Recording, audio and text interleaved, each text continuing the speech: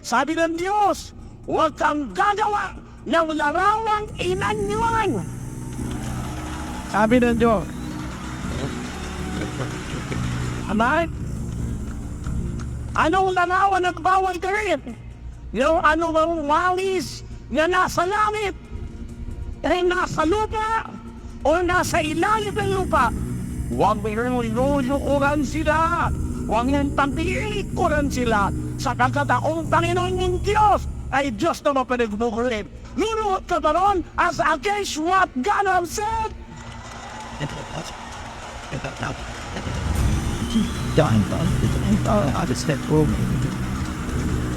Ano ba, batayan ko? Biblia! Yan kang gaganap! Ang ganap pala, bawal na! Ano ba, ibig sabihin ng right?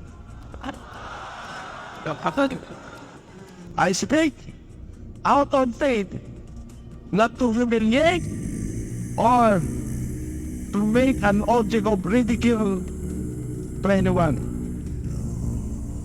Sinasabi ko dahil nababasa ko sa Biblia. Alisin mo ang Biblia, wala na akong sasabihin. Pero samantalang nariyan ang Biblia, basa! Pakinggan nyo. Wala nyo sa screen. Jeremias! Ano sabi ni Jeremias?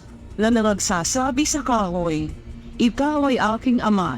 Kamay, ang tatay niya kahoy. Ang nakakapagtaka, ang tatay niya kahoy. Ano tatay niya? Tuloy ng basa. At sa bato, iyong itinanganap ako. Ano na yun? Ano yung conjugal ang hinani ron? Conjugal relationship? Deuteronomio 5:7 ng 9. Huwag kang magkakaroon ng ibang mga Diyos sa harap ko. Huwag kang gagawa para sa iyo ng larawang inanyuan. Nakawangis ng anumang anyong nasa itaas sa langit o nang nasa ibaba sa lupa o nang nasa tubig sa ilalim ng lupa. Huwag mong yuyukuran sila o paglilingkuran man sila sapagkat ako ang Panginoon mong Diyos ay mapanibughuing Diyos. Sisilo sa Diyos eh. Eh, binuha naman. Siya akong nawasa yun, tapos lumuhod ka sa iba. Ay, hindi naman dito. Hindi naman pinapasinasambat. Yun ka, pinapatungkol naman namin sa Diyos.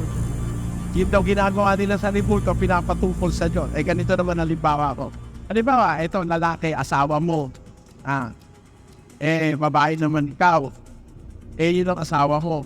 Hahalikan mo yung ibang lalaki, yayakapin mo. Huwag kang magagalit ha. Patungkol naman sa yuto eh. Payag ka. Hindi payag ang Diyos do. Papatanda mo sa kanya eh. Kako itong nilulura mo, niyayakap mo. Diba? Wata niya ha. Merong isang ribulto. Kahoy. Pupunasan mo.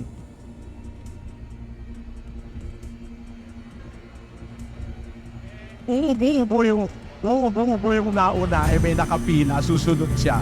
Baka may TV, no? Sabi no susunod. Cookies. Ikaw ang Diyos. Ikaw ang Diyos. Hindi ka kaya magselot. Hindi mo pahalang na yung hinahalikan mo, hindi yung kanya. Bahal ka nagsusulit. Puta nyo. Kaya yan. Alam nyo mga kababayan, kahit ano pa pangangatwira ng gawin. Mali. Mali.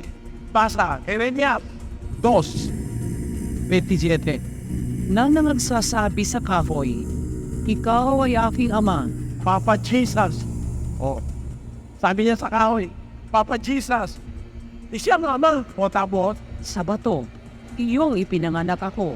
ang nanganak pala sa kanya iba to, di Mama Mary naman. Pero paano naman nangyari yan ng mama mo?